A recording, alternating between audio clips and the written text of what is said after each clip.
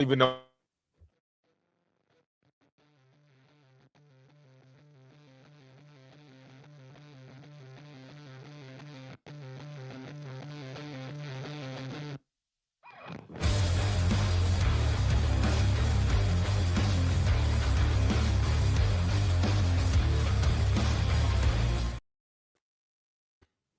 All right, everyone, welcome back into another live edition of the Patriots Beat podcast here on the CLNS Media Network, presented by our wonderful friends over at Prize Picks and Game Time. It's Brian Hines back as always with Alex Barth, and we recruited a friend, some more brain power in the front office for Mock Draft 4.0.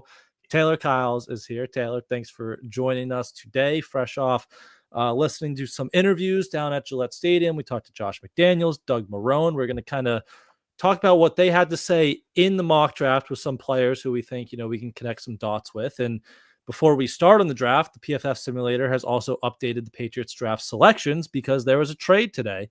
Joe Milton on the move. I believe it was Joe Milton and pick 217 to the Dallas Cowboys for a pick swap 177, I believe. Was the final tally there for that pick swap. So, Barth, you're our resident Joe Milton lover. What were your thoughts on the deal there today? Well, first off, I have kind of complete thoughts up on 985thesportshub.com. What did I say about Joe Milton when they first drafted? Two things I said about Joe Milton leading up to that draft. One, he's the most exciting player in the class, and exciting doesn't mean best. He's the most exciting player in the class. And two, if the Patriots drafted Joe Milton, he'd be here for a good time, but not a long time. And that's what happened. When they took Joe Milton, it was, all right, it's the 6th round. It's a traits part of the draft. Joe Milton's arm was one of the 3 best individual traits in last year's draft, along with Xavier Worthy's speed and T'Vondre Sweat's size and power. And they were able to get toward Taylor's leg. Yeah. Well, we had to see quite a bit of that. You're right. After Caleb Williams told us we wouldn't. But they gambled on traits. We knew it was going to be fun. It was fun. The deep balls and the backflips and the off schedule plays and things like that. And then the worry at the time when they drafted him was, are you creating another Mac Jones, Bailey Zappi situation? And this to me feels like you got the good with Joe Milton, and now you're trying to sell high and get out before the bad. Now, I do think this is to an extent selling high on Joe Milton in the sense that they took him in the 6th round last year. He's clearly worth more than a 6th round pick now. Do I think his value would have kept increasing? Yes. I think that there was a chance that it would have done that had they held on to him. I think they were worried about the dynamic in the room, and they wanted just it to be all things go for Drake May. I still would have held on to him.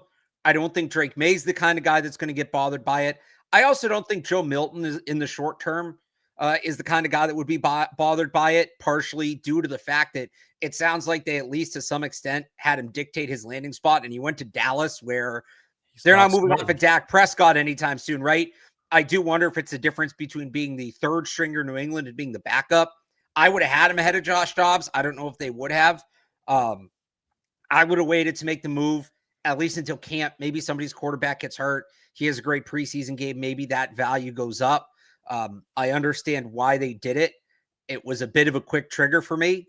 They got ultimately what they got for him is more or less what I think he's worth right now. I don't think if you were going to trade Joe Milton today, right, if that was period, full stop, we're doing this, I think they got what they were going to get. Where I second guess it, because I don't love it, is if you'd held on for another couple months, would his price have gone up? Because I think it would have. But I think the bottom. Oh, sorry. No, I was just going to say, I never, we talked a lot about is some team going to get desperate and maybe give you a day 2 pick. I never really saw that unfolding, but yeah, could you have waited and maybe have raised the price a little bit with a good preseason or something like that? But Taylor, what were your thoughts there? I never really thought a day 2 pick was on the table. Like, you would need crazy desperation. And even then, like, I think a team would be like, I'd rather sign a free agent than like give you a 3rd round pick for Joe Milton necessarily. But I think at the end of the day, I think the way that it should be framed is they wanted to do right by the player. And that's what everything kind of aligns with, right? One, Albert Breer said that the Cowboys were the only team that actually made an offer. They were talking about other situations. And of course, as a fan, I understand why a 4th round pick, if that was even possible, is much more enticing than a 5th when you also gave up a 7th rounder. But like you said, Barth, this is probably what he was worth. The fact that he's an older guy, we have to remember that. It's not like they gave up on a 21-year-old. Like, Joe Milton's on the older side already. And yeah, he said he wanted to compete to be a starter, but I also think if he understands his situation in the NFL and maybe his agent or someone is giving him the advice and saying, maybe that's not a real opportunity, but Dak has gotten hurt in the past. Maybe you'll have an opportunity to, one, like you said, be the top backup. So he'll be showcased in the preseason, but also maybe have opportunities in the regular season as well. And again, it just sounded like that's where he wanted to go. So if this is consistent, if the team starts doing something else where another player in Joe Milton's situation, this comes up again, and then you kind of hose the guy, yeah, that's going to be a bad look because now you're going away from your track record. But as we've seen with Elliott Wolf last year and even with Mike Vrabel now, it's like if you want to be somewhere else or if they just don't really think that you're in the vision for their future, they're going to have to make some tough moves. And I think that's just what this was.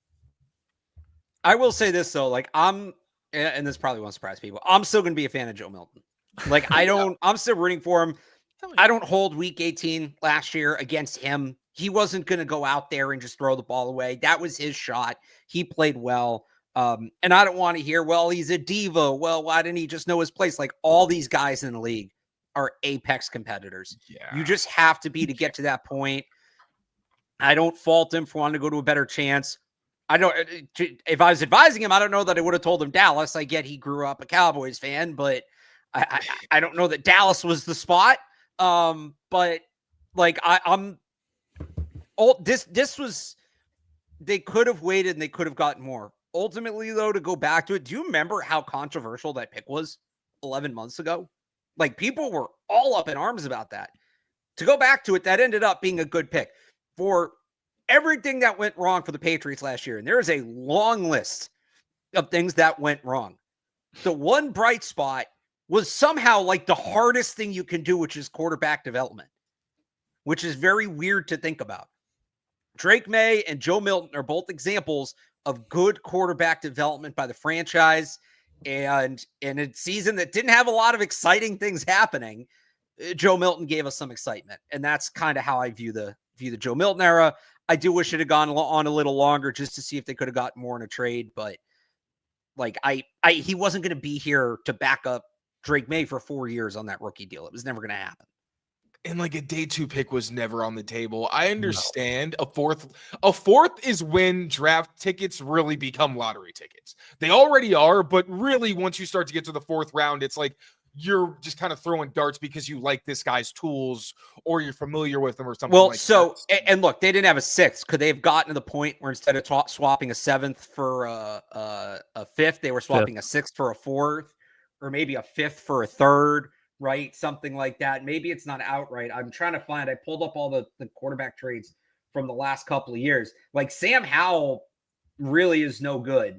And I think everybody knew that. And Washington still swapped a third and a fourth for. Like, they moved up 30 something spots from day 3 to day 2 for him. Could you have gotten into Sam Howell territory? I don't think that that's unrealistic. And I guess what would you rather do? Would you rather move up from the 7th to the 5th or the 4th to the 3rd?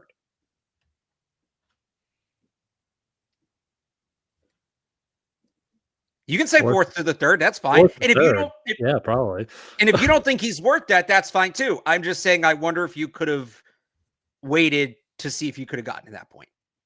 Yeah. Wait till training camp. If he has a good preseason, if a quarterback gets hurt, someone gets a little bit more desperate there. Maybe that price goes up. That's actually a double pick swap.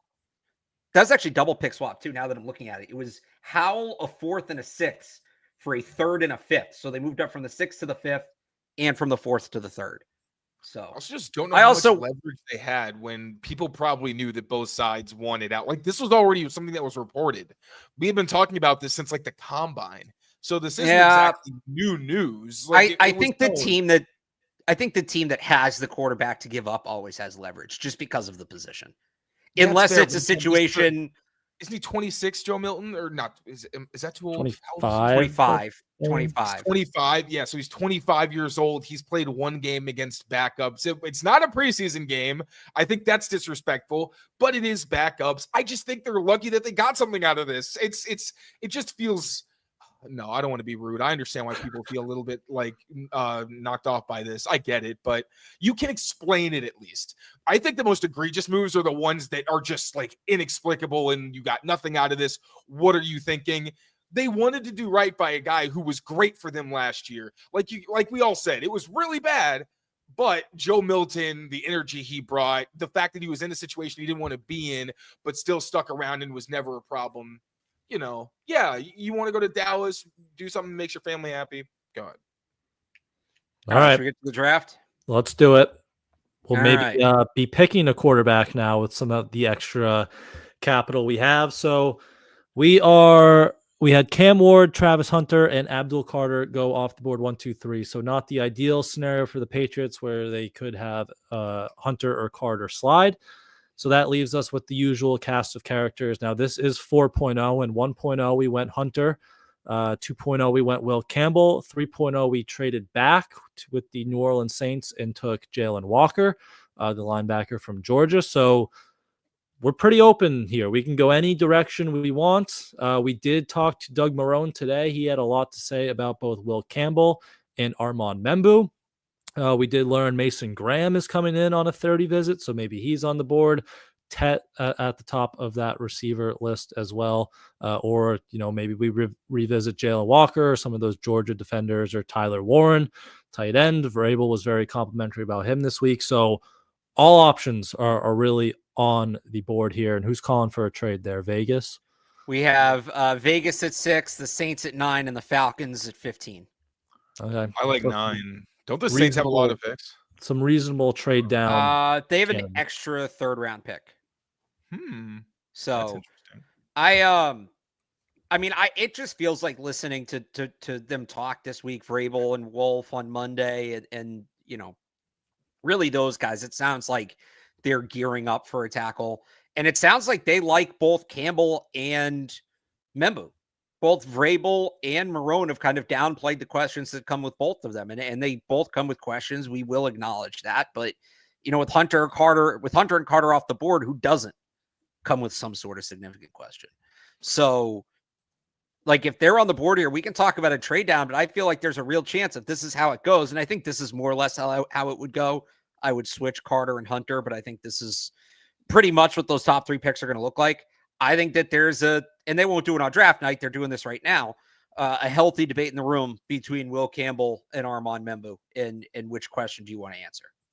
I think you could definitely push back on them gearing up to take a tackle for sure, because they've said repeatedly, Wolf and Vrabel, that they are open to anything. They're open to trades. They're open to different picks outside of that position.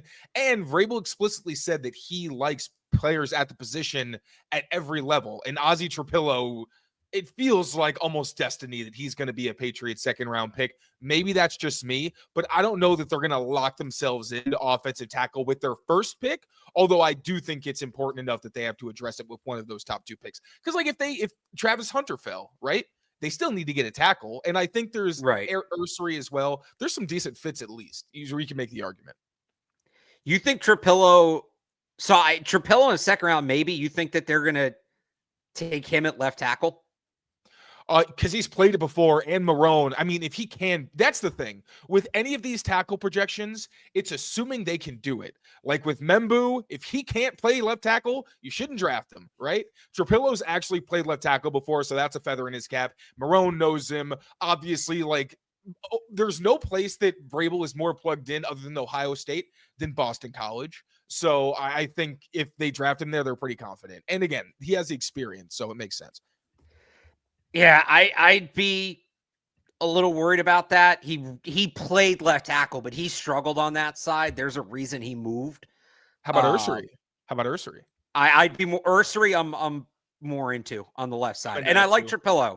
I think you're drafting Trapillo to be like, I've said this when we talk about a guy like Josh Simmons or maybe taking a tight end in the top 100.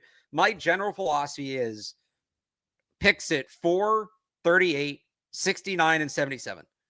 Those 4 guys have to play at least a decent rotational role in 2025. You cannot be drafting redshirt guys with those picks, except I have one exception to this, Taylor. If you're drafting a right tackle to be ready to be the next guy up for Morgan Moses, and the player I have in mind when I give that take really is Ozzie Trapillo. He is probably the one player they could take in the top 100 to me that I don't need to play. I don't need to see him play as a rookie for it to be a good pick. That's fair. So if, I mean, again, the only reason I say Trapillo is because it just feels destined. But I'm very open to an Ursary if we're cool with going tackle with that second pick. But can we talk about defense? Yeah. Well, if we're going let's tackle, get back to 4. Let's get back to 4. If we're going tackle second round, we're not going tackle. We're not going Campbell or Membu at 4 here. So that opens the door to Mason Graham or those Georgia defenders or someone else or Tet or anyone really else outside of the offensive line. How about Jalen Walker? He's a Vrabel type. He's kind of a high tower type. I would like to do this after a trade down, that's for sure. But it also feels like a pretty good fit for what they need, addressing 2 spots. Like, I know they like Christian Ellis, but like, could he just be the rotational player where in dime, that's when Jalen Walker goes down to the line of scrimmage and becomes that real pass rusher that they want. But on early downs, he plays in the middle. Keep Christian Ellis in a role that he's comfortable with. What do we think about that? I like the vision. It's that exactly was what we did last week. Yeah. Okay. So we're trying to change it up a little bit, but we're on the same page. It's a fair take, but we try to spread these out a little bit. So no, that's fair. Last week we traded down from 4 to 9. We got the Saints second rounder this year and the Saints second rounder next year. Then we picked Jalen Walker. So we see the vision, Taylor. We see the vision, but I like that. Okay. I'll be in the passenger seat for this one, but I'm just glad we're on the same page. Yeah, I think we were between Walker. We had a whole thing with Walker, Jahad Campbell, and Michael Williams. So we could still move down if we want. Like, do we want to do that same trade we did with the Saints? Do we want to see what happens if we move down to 6? Who goes, who falls? I think we figured out at 6, it was that future second, right? It was just 4 and 36 and 37 for 4. If we're operating under the assumption, based on the way that they've talked this week, that they like Campbell and Membu as potential left tackles, what are the odds those guys go 4 or 5? Are we willing to bet the 37th pick on it? I kind of am. I am. Especially with the Jaguars, who maybe don't need a tackle. I'd bet that. So do we want to just move down to 6 and see if we can still get the left tackle? I do. Yeah, let's do that. All right, let's do that. Maybe not. How dare. Shoot. Uh-oh. Well, now what do we want to do? So this is what happens. Like, the call's not coming. We could try one more with them. We could try it with the Saints if we think that has a better chance. Do we want to try it with the Saints? Okay, we have one more left. Clock's ticking down. Do we want to trade with do we want to try it on the Saints, which might have a little higher hit rate, or do we want to try again with the Raiders? I'll try. I would do Saints. Yeah, we're potentially missing the tackle. Doesn't seem like the Raiders are interested. There's going to be a tackle. All right, let's see if the Saints will do it. Well, Saints won't do it either, and we're out of trades. So we're on the clock. We're picking. We're on the clock. Couldn't get a deal done. This is what happens. Do we want? Are we going to debate the tackle? So we haven't done one with Tet yet. Why not? Because we just haven't gotten around to it. At 4, why not now? No, we could. At 4, I just don't know. Who haven't you picked yet, other than Tet? We went Membu, Hunter, Campbell, and Jalen Walker. So all right, so do Membu then. Let's spice things up. Membu, okay. All right, so this is they think he can play. Now, Doug Marrone said he's not worried about arm length. He's not worried about switching sides. So this is not. If they make this pick, it's not necessarily they think Will Campbell's a guard. they looked at the tape. Mike Vrabel's been big on this. Can he play? And they think Membu can play more than Campbell. So Armand Membu is the pick. Now the question is, are we going to move up or are we going to pick a 38? And I just paused it there so we can make a decision. Well, while we think about it, can I tell you guys about our friends over at Prize Picks very quickly? Because we know the sports season is rolling on. Playoffs are around the corner. We got the Final Four this weekend, basketball playoffs coming up, hockey playoffs coming up. It's all going down, and you can just pick more or less on at least 2 players for a shot to win up to 1,000 times your cash, all over on Prize Picks. The Bruins back home, I believe. No, they're in Montreal tonight. We know they're struggling, but David Pastrnak, Morgan Geekie still putting up points. Fabian Lysell back in the lineup. Maybe he is going to get his first career point. You can bet more on all of them for goals, assists, points, and then the Celtics against the Phoenix Suns tomorrow night. So Jason Tatum, Jaylen Brown, make sure those guys are locked into your Prize Picks lineup as well. So download the Prize Picks app today and use code CLNS to get $50 instantly after you play your first $5 lineup. That's code CLNS to get $50 instantly after you play your first $5 lineup. All over on Prize Picks. Run your game. All right, back to the draft. Armand Membu taken off the board, 4 overall, going to flip him to left tackle. Doug Marrone mentioned when he was with the Saints in 2006, he flipped Jamal Brown, who went to right to the left side and became an all-pro at left tackle. So that's what we're looking to replicate here almost 20 years later with Armand Membu. So now the question is, the receivers are falling. So Tet went 7th and nobody else is gone. I can try to start and stuff. Oh, there we go. Okay. Matthew Golden went 15th. Do we want to move up or do we want to see where it goes? Try it again. So it's all the Jalen Walker went 20th. Wow. That's not going to happen. They do not like him in this simulator. No, I also tweaked this. They also hate Ursery. They hate Ursery. Yeah, they do hate Ursery. When it comes to went 21st.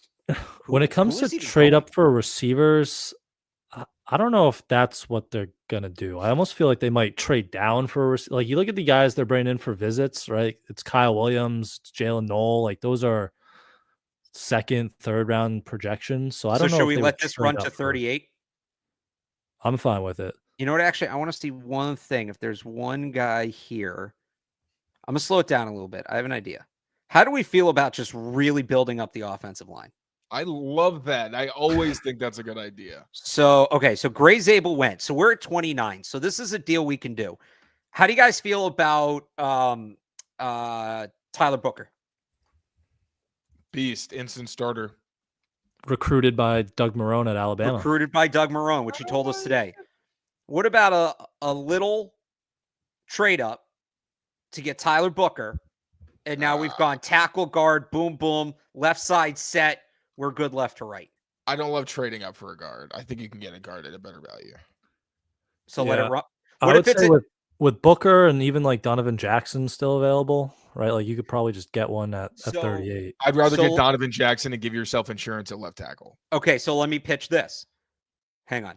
Let me run 4 more picks before. And Tyler Booker went to the Commanders. So what I was going to say is we could replicate the trade they made with the Chargers last year. Let's say a guy like Booker or Zabel gets to 33, 34, right? It would be 38 and 106 for like 34 and something in the 140s. So say you're moving down 30 spots to move up 5, and that's how you get your guard. That's what I was going to pitch, but we're not going to be able to do it. Do we still? Well, you said you like Donovan Jackson here. Oh, I think he's listed as a tackle. Can we look at defensive linemen too? Donovan Jackson is still here if you want to do that. Defensive lineman. I just think trenches. I would love trenches. Yeah, Taylor, I know you like Darius Alexander. Tyleek Williams, I don't know. It's a little early for a run stopper. We can get better value at tackle. How about edges? Yeah. I mean, if we can get like Alfred Collins later, I really like Alfred Collins. On the edge. I love what I saw from him against Georgia. I felt like there were some times where he kind of just stood straight up and didn't give great effort. I like him physically, though. Yeah. On the edge, Landon Jackson, Princely, the 2 Ohio State guys are both here. Landon Jackson makes so much sense for them, but I think it's too early for him. Brian, what do you think? Wide receiver, Jaden Higgins, Restrepo, Trey Harris, Jalen Noel.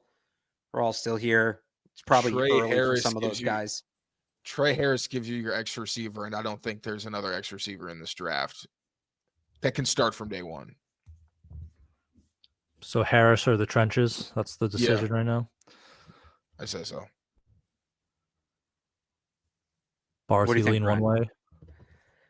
way. Taylor kind of got me excited with how excited he was about the tackle guard off the rip. I'm not going to lie. All right, I don't hate that. So, and now you have another guy, and is this is about right for Donovan Jackson? So right? what if here's my thing. My dream scenario, you keep actually no, I guess you couldn't keep Membu at left tackle or right tackle right now. Who's a developmental left tackle that we like? Like later in the draft? Yeah. Ursery, or if you want to go later, Belton. Okay, yeah, that could be. And he has guard flexibility. All right, so maybe we get I say Donovan Jackson here. I think that gives you good insurance at left tackle. I don't hate that. Boom, boom, left tackle. If they believe Armand Membu can play left tackle, you got your left tackle, you got your left guard. Maybe they believe in the guy from the Vikings they signed, whose name I'm blanking on. Garrett Bradbury. Maybe we grab a center later on. Drew Kendall, Jared Wilson, Jake Majors. We can figure that out. But like, we're not dealing with questions up front. That starting 5 day one of OTAs should be the same starting 5 week 1. We're not really having any battles outside of maybe center if this is the way we line it up. And I love Layden Robinson. He's under contract. He can be Mike Nwenu's successor. He doesn't need to start this year. There you go. So Donovan Jackson at 38. Yes, sir. All right. And it says he's a tackle. I'll make sure I change it before we post it. We drafted him as a guard, right? We all agree on that. We drafted him as a left guard. I will be insufferable if this actually happens. I wouldn't hate this. I think Tyler Booker's a tier above. If they moved, like maybe you take the pick you got for Joe Milton plus 38, use that to move up, and you get Tyler Booker, Gray Zabel. I'd like it a little more, but I don't hate this. Are we trading Morgan Moses to draft Ursery? So I do this thing, Taylor, in mock All drafts. offensive linemen. We call it respecting the board, which is basically the PFF simulator is not very good at this. It leaves players on the board well beyond it should. Who is the linebacker? I play by the same rules. He didn't end up being that good of a player, but who was the linebacker from Kentucky a couple years ago that everybody loved? Was it Jamin Davis? Remember Jamin Davis? Yeah. My gosh. You could get Jamin Davis in like the 200s that year. Jamin Davis is the original respect the board player. So we're not Ariana Ursery is not there. We don't see him. Same for Benjamin Morrison. Honestly, both of them respect the board players, not there. Now, if you want to go Ozzie Trapillo and get your future right tackle, Taylor, Trapillo, I asked him how to pronounce Trapillo. it. Oh, it's Trapillo. Okay. I messed it up right. I messed it up after telling him, oh, I'm Italian. I got it. And then started recording and got so nervous I forgot how to say it. It was very embarrassing. So if you want to go line here and maybe not Trapillo, I'll give you another guy that I like. And I think I have a soft spot for this guy now because what? Mbo? Yeah, you blowing my setup here, Taylor. Marcus Mabo, who got as wronged as anybody by the Fakakta combine nonsense in the arm measurements, lost a full inch, went from 33 to 32. So went from a borderline tackle to clearly a guard. That you want a real, potential Mike Onwenu. You want a Mike Onwenu clone ready to go. Big body, physical, can play right guard and right tackle. There's your next Mike Onwenu. His fake jump set is one of the best things in this class too. That is electric. I love watching that. This is going to be a Marcus Mabo podcast. I'm letting everybody know. We were talking earlier about receivers and wanting to get vertical. I think we're probably outside of respecting the board territory for Trey Harris here. Sorry, Taylor. But Jalen injuries, I'm not. I actually do want your take on this. Where do you think he goes? Because I feel like the injuries are pretty significant for him. I think he's going to go later than people think, but I think he's going to be a second round pick. Okay. Like I don't know. Maybe. Let's do it. Let's have the conversation because that's what this exercise is about. It's a conversation, the debate. We already took 2 offensive linemen. We're going to wait on that for a little bit. We can look at who's here for defense, but we were talking about this earlier. There are 2 needs. They need an X, and they need somebody who can truly stretch the field vertically. We got Trey Harris. We got Jalen Noel on the board. I think either would be a good pick here. If they're both on the board at 69, where are you going? I'm going Jalen Noel personally here. I think his explosiveness, his ability after the catch, that ability to stretch the field, even if it is from the slot, I think he's going to play really well with Drake May. I think he's a good fit in the Josh McDaniels offense. I think he has more room to grow than Trey Harris. I think Trey Harris is a better player right now, but in 5 years, I think there's a real chance the better player is Jalen Noel. If it's between the two and we want to go receiver here, I think I'm going Jalen Noel. Apparently, it's actually Jalen Noel. He said, I've been saying Noel. All right, too. so I suck at all the names. No, I'm trying to help because I'm trying to help because I've been doing it the wrong way for months. As a former play-by-play announcer, I actually don't like getting players' names wrong. It actually bugs me. So Jalen Noel, I appreciate you pointing that out. So it doesn't change my opinion on him as a player, though. I'm still taking Jalen Noel here. Taylor, how about you? Him. My thing is, can we see what tight ends are available? Because when I watch Jalen Noel's film, the way he wins is on posts, right? He's usually inside the formation, either condensed or he's in the slot. And then they match him up on a safety, or he does a really great job setting up linebackers and just, if it's zone coverage and you get quarters or some kind of split where he can just go right down the middle, he's flying by. And you know who's great throwing the post but couldn't do it because he didn't have the weapons last year? Drake May. I think he'd be great in the role. I also think you get more value from a tight end, because I think they do very similar thing. They can attack the seam. I also think in this class, you have guys that can line up in different spots. I like Jalen Noel if they are saying we want a receiver that can be a young leader in the room. But if they're saying, no, we just want the guy who's explosive, he can never talk and we don't really care, I'd rather look at the tight ends. We'll Brian, are you Noel or Harris? Then we'll see who else is here, but we'll know who we're taking from the wide. I would do Harris though. You would take Harris. All right, Brian, you're the tiebreaker. I'd lean Noel. I like him more as a player. I like the speed element of things. So, all right. So Jalen Noel, go tight end. You can look. Is our pick a receiver? Mason. I mean, they're all still here. Mason Taylor, Terrence Ferguson, Harold Fannin, Gunnar Helm.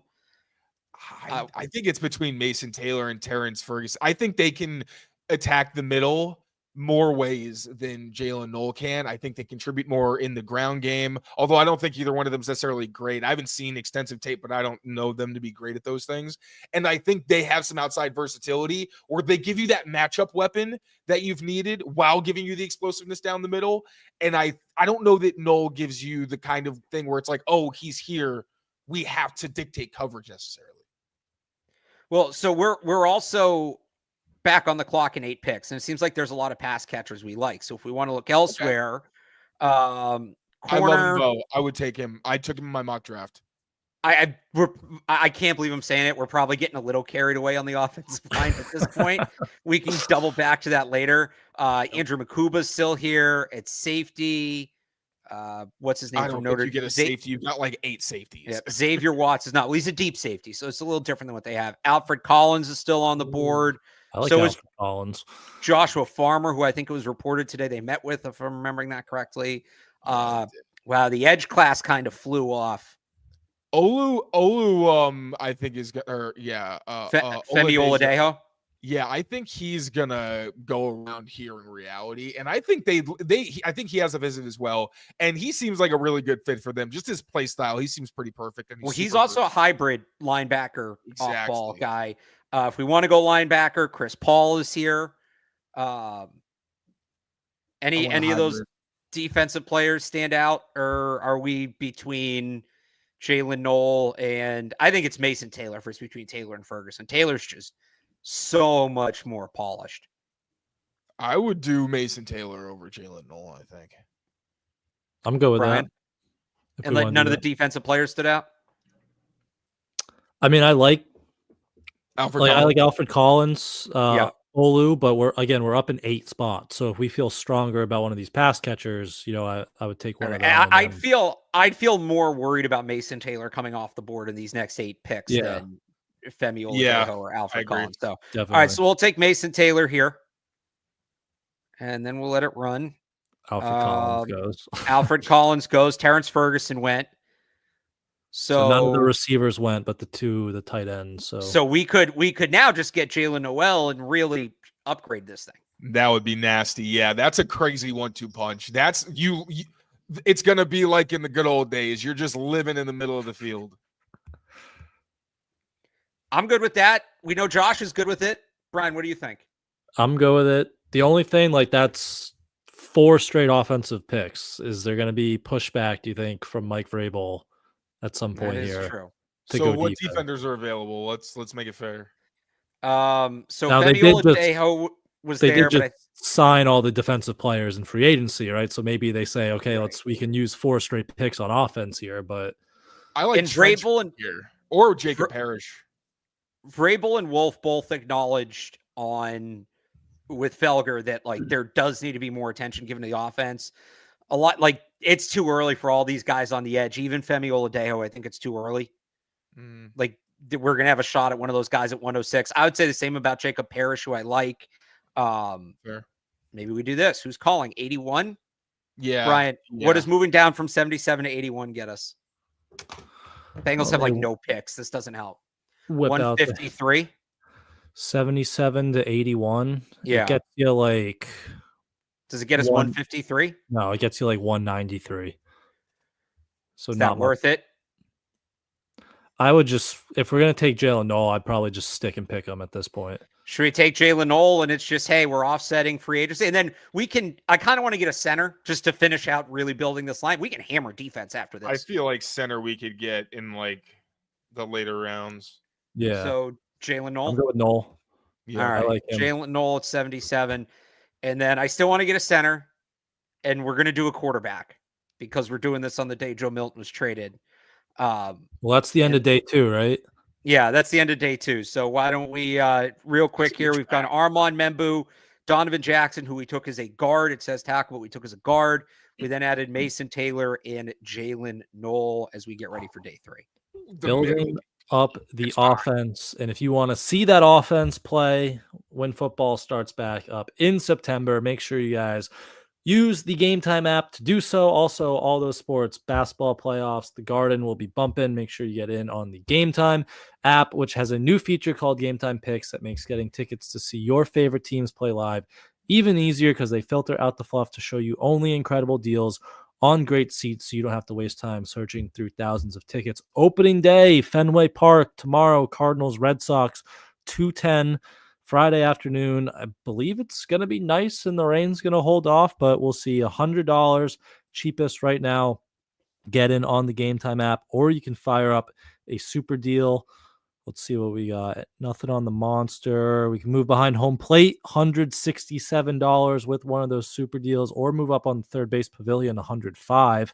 Good view up there. Maybe catch a foul ball. So great seats at Fenway Park tomorrow, so make sure you head to Game Time for their lowest price guaranteed and other in-app features such as seat views, all-in pricing, and again, Game Time picks, which makes it even easier to save more on your sports, concerts, comedy, theater, any tickets you are looking for. So take the guesswork out of buying tickets with Game Time. Download the Game Time app, create an account, and use code CLNS for $20 off your first purchase. Terms apply.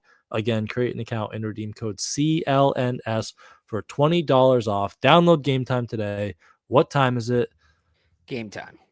Game time. Taylor, too cool to do it on Sorry, I thought that whisper was going to be louder. Brian, let me ask you this. If we move down from 1-6 to 112, what does it get us? 1-6 to 112. I want, the way this draft has gone, I want dart throws. I want kicks at the can now. It gets you like 184. Yeah. That's fair.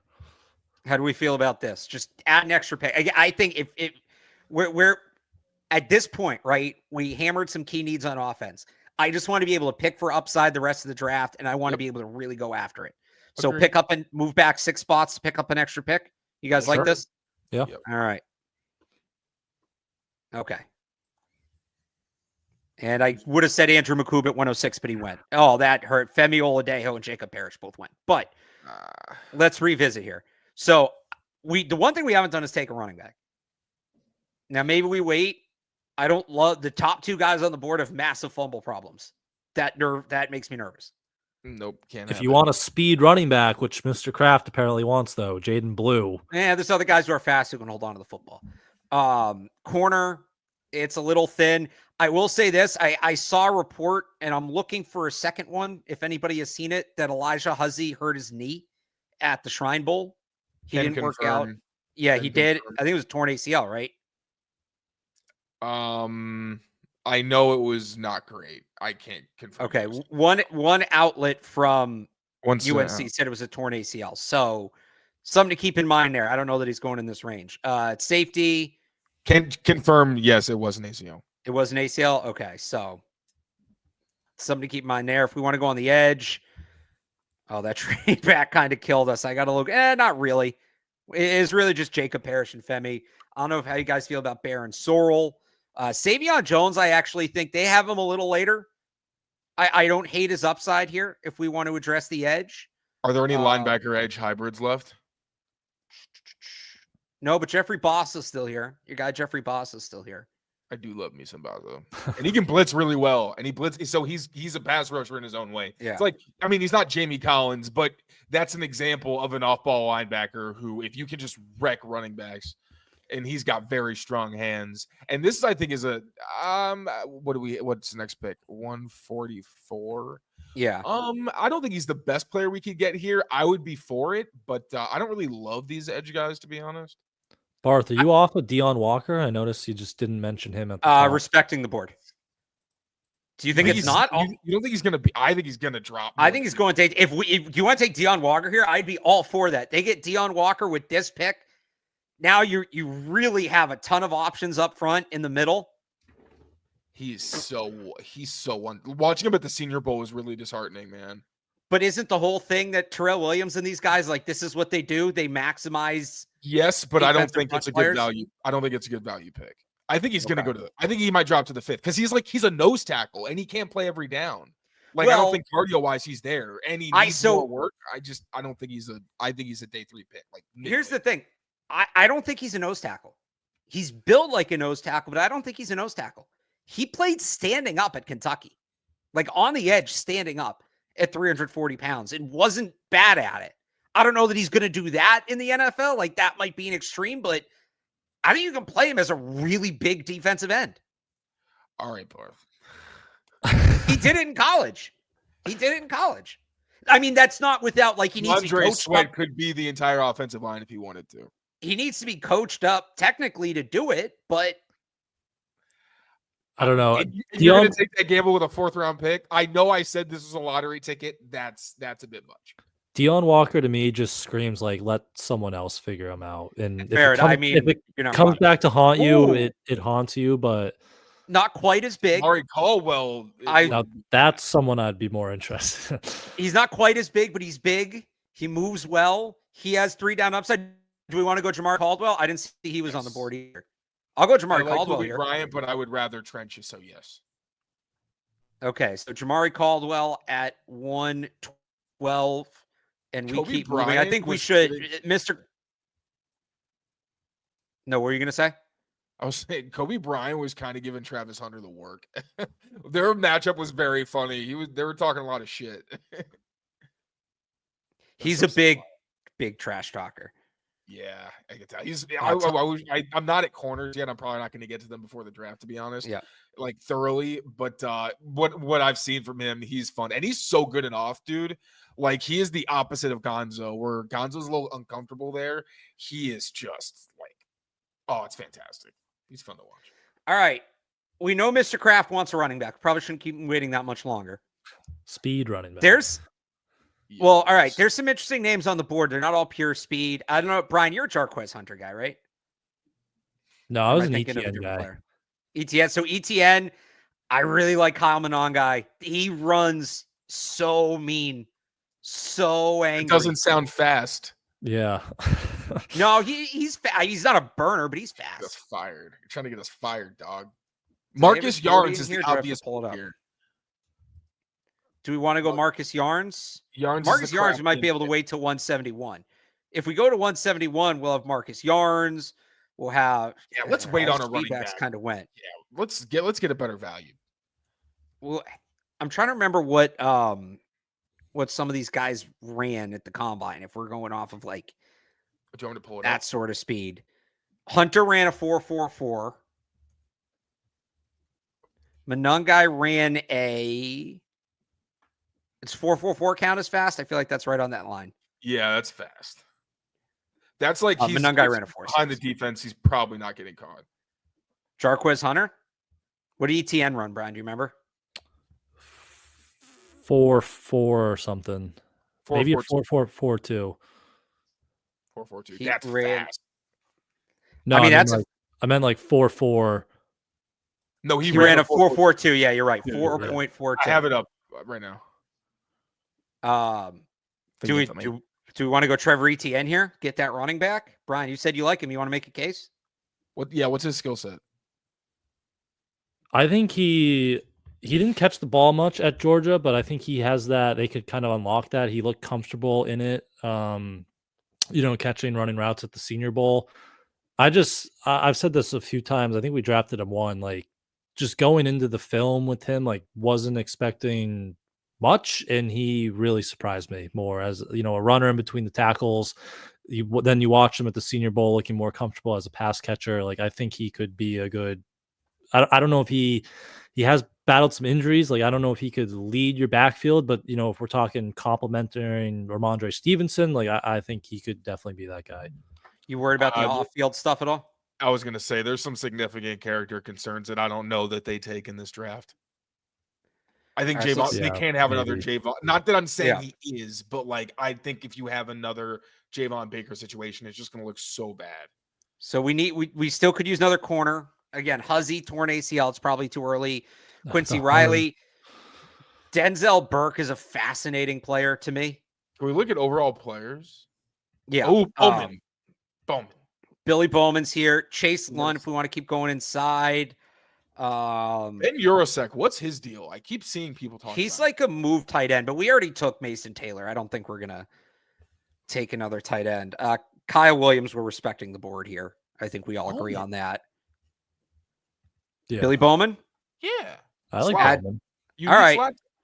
Slot corner might also play some deep safety for you. I like Billy Bowman here.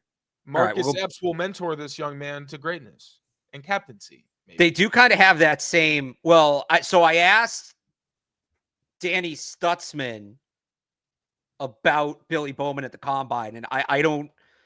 It's one answer from one player. Based on that answer, I don't think Billy Bowman needs a ton of teaching in how to be a leader. I think, Stutzman was raving about him. So there you go. Awesome.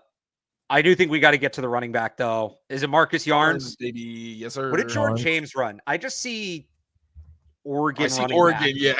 Speed, yeah. If we're trying to do the speed back. So I do know that I'm going to pull this number up, and then I have one more take if you guys. I'm honestly not as.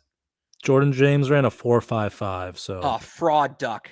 That's a fraud duck. What happened to Great American Institution? What happened to the Oregon I love?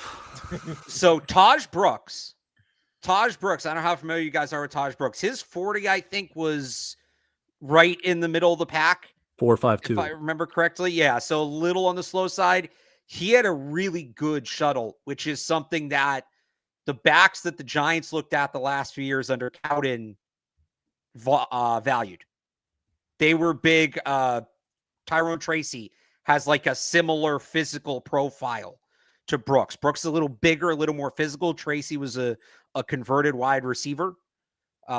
Brooks he's thick, 5'9", 214, but he does kind of fit the profile of he's not speed back, but he fits the profile of a Ryan Cowden running back. Matt Dolph wrote more about this day on 985thesportshub.com if you want to check it out. He had a 4.06 shuttle, which was 92nd percentile. Jesus.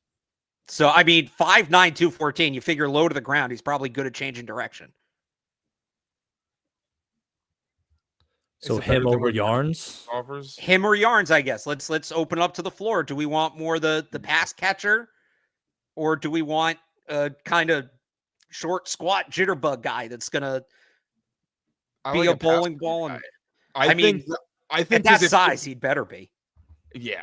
But like Antonio Gibson, that's the one thing. Like I would love to have him as a third down back. The blitz pickup stuff was really like making me nervous. And it's funny because Ramondre's great at it, but you don't really want him on the field on third downs. So I think if they're going to have, another guy in that room, it's got to be a guy who doesn't fumble and ideally a guy who can hold up in pass protection. So that's a vote for Taj Brooks. How explosive can he be? I mean, I think you're like Ramondre's your explosive back. He's more your body blow guy. Brian, what do you think? I think in this day and age, he should be your body blow guy, Ramondre. Brian, what do you think? I just know more about yarns. Like, I'm not that familiar with Brooks, so I'd probably lean yarns, but I think the chat wants yarns too. So we'll go Marcus Yarns. But just put that in your back pocket. Taj Brooks fits the profile for the Patriots. I got to watch him. I can't wait to get to running backs. I was talking to Tony Dews about this class today. And I asked him just what he thought. And he said that the thing that stands out to him is there's so many guys that can do so many different things. Like there's all these different types of running backs, which is what makes it fun. So we haven't taken an edge guy yet. We took Jamari Caldwell. Do we want to go edge? Is this where we want to maybe get our center, our interior offensive lineman who's still here for that group? I mean, Emory Jones, I think, is probably a guard. Dylan Fairchild, Jake Majors, they met with him. It would be a center. They met with Frazier. Kendall's probably down there, right? Yeah, it's too early for Kendall. Yeah, he's on here. Yeah, he's in here. Right there, yeah. I could get behind Jake Majors here for sure. If we want to add a true edge guy, it's real. Johnny Walker. Well, tell us about Johnny Walker, Taylor. I don't know. I looked up a scouting report a while ago and I liked it. I don't remember what it said, to be honest. I kind of like the idea of Jake Majors. So we still want to take quarterback because we want to me and Brian want to have that discussion just for the purpose of this exercise. Majors is a potential future center. If we want to take another wide receiver, I mean, maybe Johnny Walker, Taylor, from our buddy Daniel Harms' scouting report, has a bevy of pass rush tools in his bag, and he unloads them on offensive tackles at will to get after the quarterback. Strengths, power, length, pass rush bag, athleticism, speed off the edge, concerns, disengaging timing, smaller defender finding the football. I mean, that sounds like the exact kind of pass rusher that. What's in the cons? The cons were disengaging timing, smaller defender finding the football. He's 6'2", 249, 32 7/8 arms. So let me ask this, Brian. What do we get moving back from 184 to 199? 184 to 199. Yeah. So we want a center, we want Walker, we want a quarterback. And then maybe we add like a kicker or something. You'd pick up just like a 7th rounder. Like 255, 214?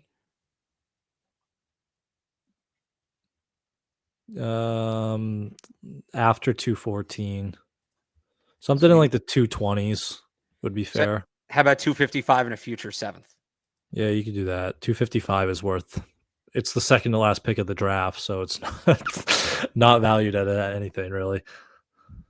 All right, you know what? We pick up a future pick. I don't hate picking up a future pick. We'll do that. One night we'll move back 15 spots, and we get a 7th and a future. That's still not that much. What else? Let's see.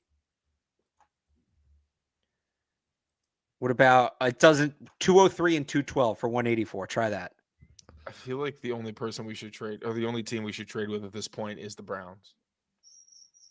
Why? This is the territory where you trade with friends. That trade's fair, the one you have right now. All right, let's do this. Let's move back because we have a bunch of guys we like that are projected to go a little later. And we'll see. So I like Johnny Walker. I like Jake Majors. And then we are going to need to have the quarterback conversation. Dante Thornton went. That's the one other guy I would have looked at there. Okay. Yeah. So let's do the center because that's something we all. All right, let's get Jake Majors, who they met with. Really smart player. What's up? Is Johnny Walker still on the board? I'd rather go pass rusher. Oh, yeah, we could. Yeah, he's gonna go later. Like I think I'd be more worried about Majors not making it in a draft that's so deep on the edge. There's so many guys in this draft that are going to go a round or two later than their skill dictates because they're undersized. Too? Yeah, I was going to say if Majors and Kendall are here, right? Like you could say. I like Majors better than Kendall. The Okay. experience. I think he's more ready. I like Majors better than Kendall. Well, I mean, I would argue if you have Bradbury, Yeah. does Kendall have more upside than Majors? No, he's an older prospect. Okay, then never mind. That's why I like Majors better. Like, I think he just, I think Kendall's a serviceable player now and will be a serviceable player. I think Majors is a serviceable player now and can get to being like a solid starter. And then you want to go Johnny Walker here, keep adding on the edge? Yes, Yeah. please. Seems like some good developmental traits there on the end. Yeah. And then Thank you, Denny. All right, Brian, let's do Ollie this. Gordon in the 7th. That's crazy. That's not Holland Pierce in the 7th too. All right, Brian, let's do this.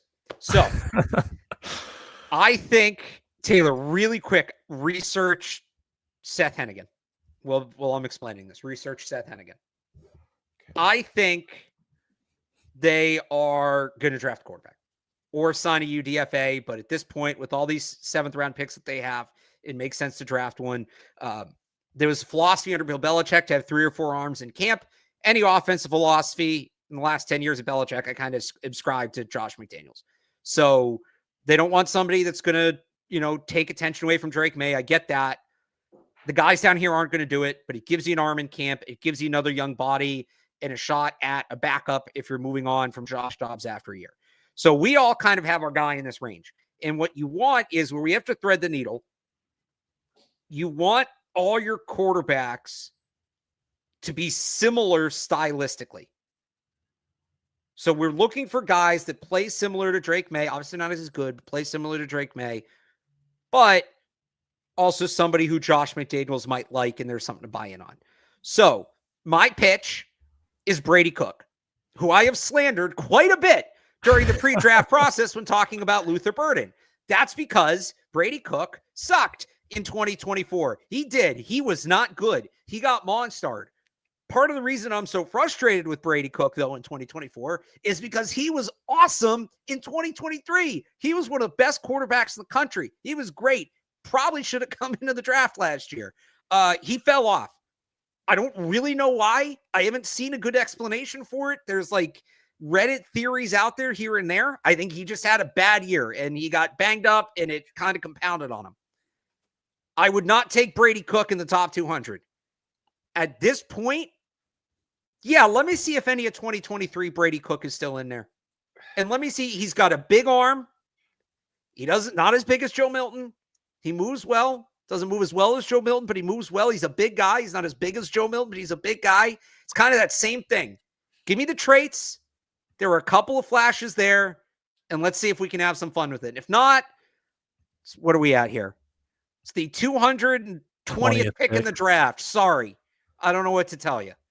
That's my pitch for Brady Cook. Brian, I know you'd rather go another way. Taylor just watched Luther Burden all day yesterday and was grossed out by that Brady Cook pick, huh? Yeah, how much 2023 Luther Burden did you watch, though? None, because I had absolutely more than enough. I watched every target and touch from last season. It was exhausting. Brian, who would you go with here? Is El Guerzma in this? He's not.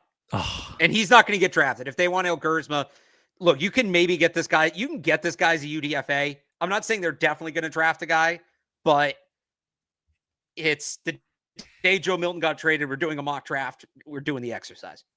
Is KJ Jefferson a dual threat? Why does he sound familiar? That was Barth's guy last year, wasn't it? 2 years ago. He was supposed to be a first round pick 2 years ago, and he never took the next step. And then he went to UCF last year. It sucked. The Seth Hennigan guy sounds not bad. I think the key to getting a backup for Drake May, who's developmental prospect, is they have to be boring. You cannot. So what if I pitch you a guy who? So if you want a boring quarterback, let Brian Cook here for a second. Solid arm strength, some decent athleticism. Although he did tear his ACL last year, he's a pocket passer. He's gotten better in the quick game the last 2 years. He's 30 years old. What is he? 30 years old? 24, 20. He's an older. I feel like he's been in college forever. He was 6 years. So, older prospect, pocket passer. I mean, Tyler Shuck's going to be a 26-year-old rookie. He played 7 years. 70% completion the last 2 years. He had some interception issues earlier in his college career. He dropped them the last 2 years. He can be a little conservative attacking downfield. When the pocket starts to get muddy, he can get a little hectic, but if it's clean, things are going well, he can operate a quick game, operate an RPO game, and again, solid arm strength, solid athleticism. And that's Graham Mertz. I don't think we ever said the name. So you're basically pitching. Yeah, I was like, wait, who are we talking about? You're I basically was gonna say his name and see if the scouting report fits solid as a perfect, boring third string quarterback. You're pitching 7th round Bailey Zappi here. Pretty much, yeah. A little more. Now he's got a little more juice to him than Bailey Zappi. He does not. Bailey Zappi's set like every passing record. That's juice. Graham Mertz lost his job to a true freshman twice. He got hurt. By the way, I love this. I assume this is about Joe Milton and now Brady Cook. Alex sold the Ferrari and now wants to sell you on the Kia. A lot of people were telling me last year Joe Milton was a Kia. So, Taylor, do you feel strongly about either of them? This could be this is probably a fun one to leave up to the chat. Yeah, I'll let the chat handle it. All right.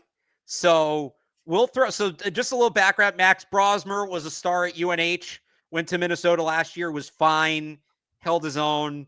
Seth Hennigan, 5-year starter, 4-year, 5-year starter at Memphis, took over as a true freshman. He actually had a relatively good Senior Bowl. None of the Senior Bowl quarterbacks were good, but he was among the better that were there. A little bit smaller, but does have a good arm. Erratic, doesn't necessarily have the accuracy. Tyler Shuck is here. This is a respecting the board thing. I don't understand why, but everybody seems to think he's going to go higher, so we'll leave him alone. That's the guy, honestly, who's the pick if he's here is Tyler Shuck. Big guy, can throw the ball to all parts of the field, not necessarily consistently, but he can do it. And he's a 7-year college player in 3 different programs. He's going to know an offense. So we're going to take Shuck off the board, though. So Brady Cook, Max Brosmer, Graham Mertz, Seth Hennigan. If you want to throw DJ Uiagalelei in there, you can. I saw somebody ask about him. He is definitively broken.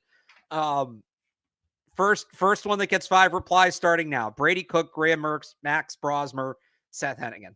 First one that gets 5 replies. Where does someone said Riley Leonard? Where does he go? He's going to go earlier because he went to Notre Dame and they were good. And I'm good on Riley Leonard. Like Riley Leonard's a tight end. He just can't. My comp for him going back like 2 years has been what's his name? The Texas quarterback who went to the Colts. Ellinger, yeah, he's Sam Ellinger 2.0. Like he's a solid college quarterback mainly because of his mobility. All right, we got 3 for Cook, 4 for Cook. I got another one, Eric Dungy. Yeah, he's a little better than Eric Dungy, but similar player. Hey, as a Q's legend, you watch your mouth. Yeah.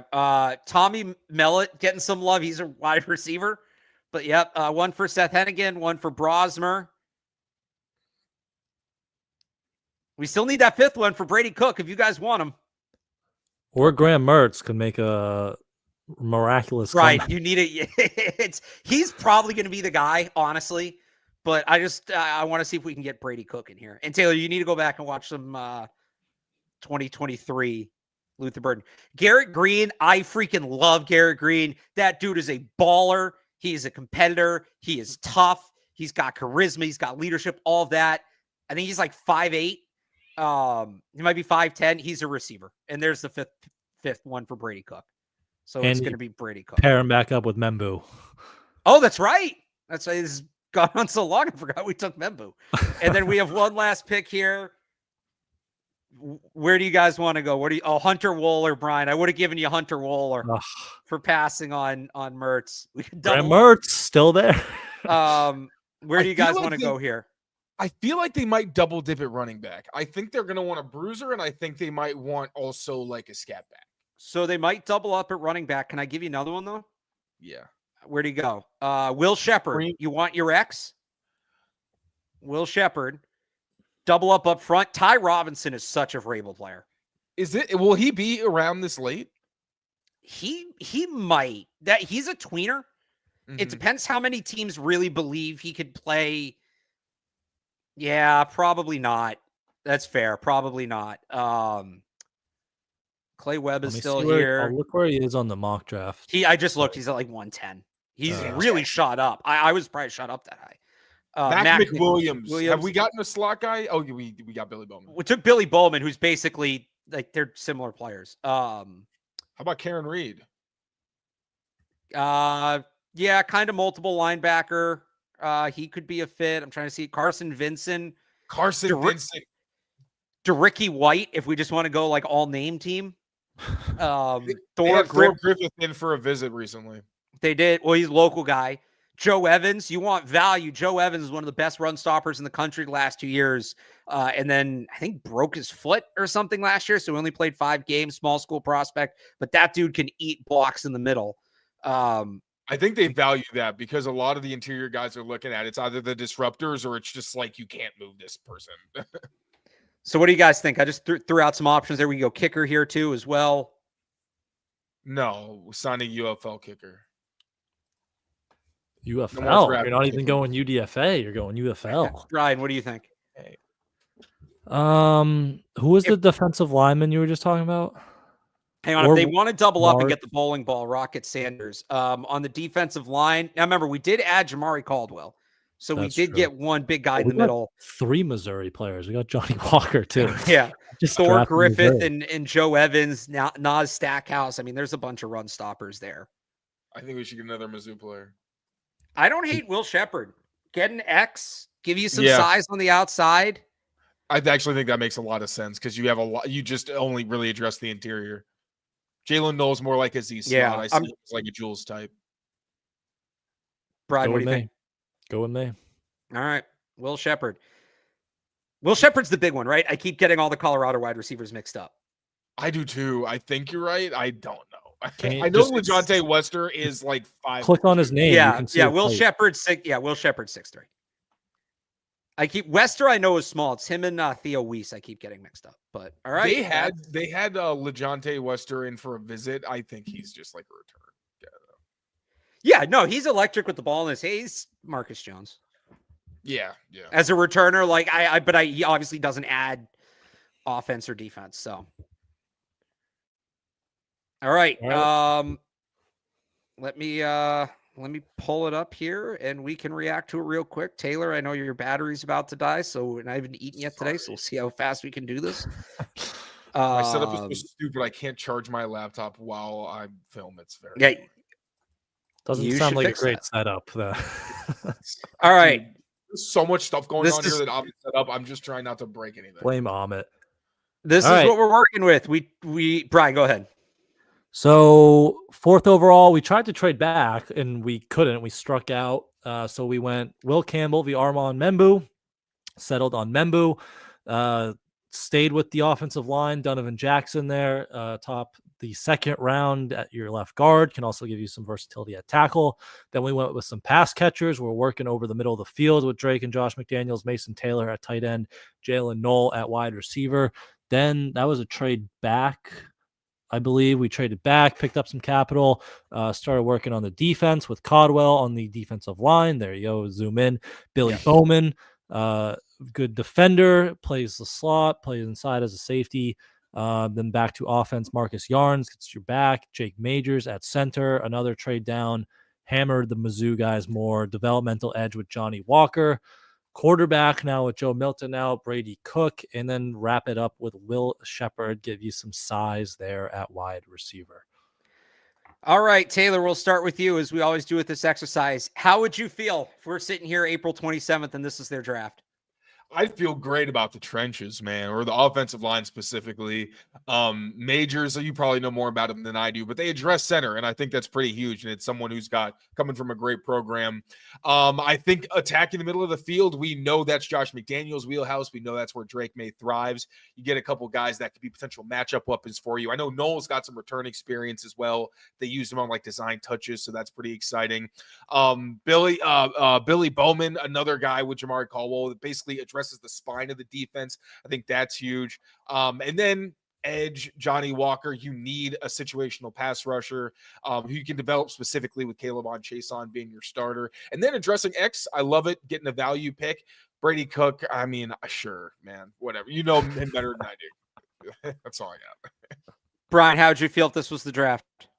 I'm a fan. I really like the first 4 picks. I'm a Membu guy, so I like his upside even at left tackle. Then Donovan Jackson, if you want to just keep hammering the line, and then Taylor and Knoll, like those give you two really good pass catchers, some upside, some athleticism, again, working over the middle of the field. So, and then some developmental guys who have some good upside that I like underneath in the later rounds, who could even, some of those guys might even be able to help you sooner rather than later. So I would definitely be a fan of that draft right there. Yeah, I mean, it's creative. It's creative. There's upside here. If Armand Membu's a real left tackle, this is awesome because you have your Lions basically set. Oh, we never got the second right tackle, I guess. We never got like an Ozzie Trapio or somebody like Wallace. that. But that's true. If Caden Wallace works out, you're kind of set across the board there. You got a couple of good.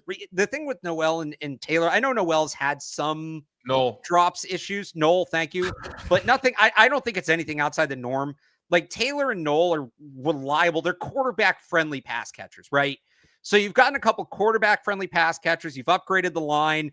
And then you took some swings on defense, on upside players in Walker and Caldwell and Bowman on day 3. I wouldn't hate it. And then I get to do the whole weird third-string quarterback thing again with Brady Cook. So Brady Cook.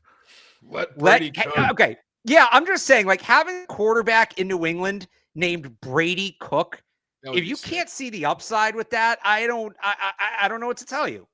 It just feels like last year when we were talking about, like, imagine Drake May and Joe Milton. Like, that would be crazy. Like, get that in training camp. Oh my God. It kind of is starting to. I'm not overlooking Brady Cook anymore. It's got the same ring to it. I mean, it could be any one of these guys. Who knows? I as that guy said, last year I sold the Ferrari and now I'm trying to sell the Kia. So all right. So that's mock draft 4.0. We'll put that up on Twitter. We'll tag Taylor too, so you can yell at him. In addition to get ready to get yelled at. I will say this. I'm going to say this. We're going to get yelled at for this one because it's weird. It's not bad, but it's weird. It's unconventional. The one way you avoid getting yelled at is you address the trenches. Most people will not get mad. You would be surprised. Yeah, we actually haven't been that bad with the replies to the last couple, but yeah, you'll see. They always come out. But all right. We will wrap it up there. Mock draft 4.0. Again, we'll put that online for you guys to look at. Taylor, anything to wrap up the week from Pat's Daily coming up? Tomorrow for our members, make sure to sign up. By the way, I actually just released a video on Will Campbell versus Armand Membu. I know everyone thinks that Membu shouldn't even be considered because he has been a right tackle, but talk about Tristan Wirfs, Joe Alt, Talise Fuanga, Tyler Guyton. Like, people switch sides. It's a matter of whether or not they can. I think it was a pretty interesting thought exercise because both guys have a great case. That's for our members tomorrow. We're doing an all defense mock draft, so we're going to get people's feedback. That'll be a ton of fun. We'll get to talk to you guys, do some Q&A type stuff. That'll be a good time. Brian, you know what we got to bring back soon? And I'm actually, the wheel. I think it's like the Patriots Rush podcast, right? Who showed it to me. They just reached out to me about doing it again. We got to bring the wheel back. We could probably do that next week because we've really hammered all the scenarios, or most of next the scenarios. Week. Taylor, do you know about the wheel? I do not. Do I know about the wheel? We did it last year. Okay. So the wheel is, for people who don't know, like, tune in. I loved the wheel. I think we did 2 or 3, right? We did a couple last year because it was just at the point where, like, every mock draft was Drake May, offensive tackle, wide receiver. Like, it was really repetitive last year. So the wheel is, I do one of those wheels you can do on the computer, and I put all the conferences on there, offense, defense, trade up, trade down. And I think we had a couple other ones. One of them was chat, like let the chat pick. And whatever the wheel lands on, that's the parameter for that pick.